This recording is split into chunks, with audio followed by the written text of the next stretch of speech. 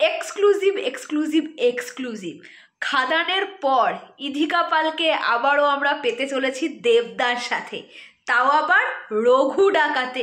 Super exclusive খবর কিন্তু তোমাদের সঙ্গে শেয়ার করতে চলেছি। Hello guys, I am Priya and welcome back to my channel. একটা দারুণ ব্যাপার জাস্ট 10 মিনিট আগেই জানতে পারলাম, খাদানের পর রঘু ডাকাতে আবার দেবদার সঙ্গে স্ক্রিন শেয়ার করছে কিন্তু ইধিকা পাল। শুধুমাত্র ইধিকা পাল নয়, এক্সক্লুসিভলি জানতে পারলাম সেখানে থাকতে চলেছে সোহিনী সরকারও। সোহিনী সরকার এবং ইধিকা পালকে ট্যাগ করে কিছুক্ষণ আগে কিন্তু দেবদা ফেসবুকে একটি পোস্ট করে, যেখানে কিন্তু বলা হয়েছে রঘু ডাকাতের বোর্ডে সবাইকে স্বাগত, নায়কদের সঙ্গে পরিচয় করানো হলো এবং সেই ফটোগুলো কিন্তু দেব এন্টারটেনমেন্ট ভেঞ্চার্সের অফিস থেকেই কিন্তু ছবিগুলো তোলা, যেই ছবিগুলো আমাদের সামনে আপলোড করা হয়েছে জাস্ট 10 মিনিট আগে দেবদা জানালো।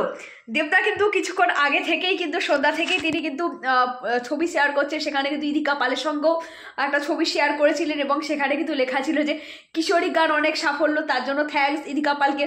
তখনই কোথাও গিয়ে একটা ডাউট হচ্ছিল, তাহলে দেবদার পরবর্তী কোনো প্রজেক্টে কি ইধিকা পাল থাকতে চলেছে? পরবর্তী আর কোনো প্রজেক্টে নয়, রঘু ডাকাতেই, যেটা 2025-এর দুর্গাপুজোয় কিন্তু রিলিজ হচ্ছে।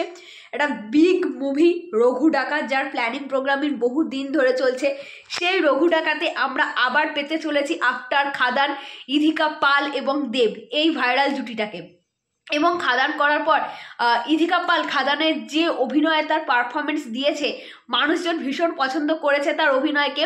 এবং অভিনেত্রী হিসাবে ইধিকা পাল কিন্তু খুব ভালো, তার কাজের দিক দিয়ে ভীষণ সে ভালো। এবং সোহিনী সরকারের অভিনয় নিয়ে তো কোনো প্রশ্নই হবে না, তার মাত্র অভিনেত্রী খুব কম আছে।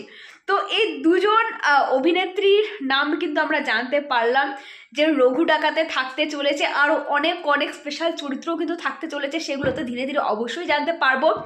তো দারুণ একটা ব্যাপার জানতে পারলাম। এবং খাদানে ইধিকা পালের সঙ্গে দেবদার যে পারফরমেন্স আমরা দেখেছি, দর্শক মহল ভীষণ পছন্দ করেছে এবং দুজনকে ভীষণ মানিয়েছে।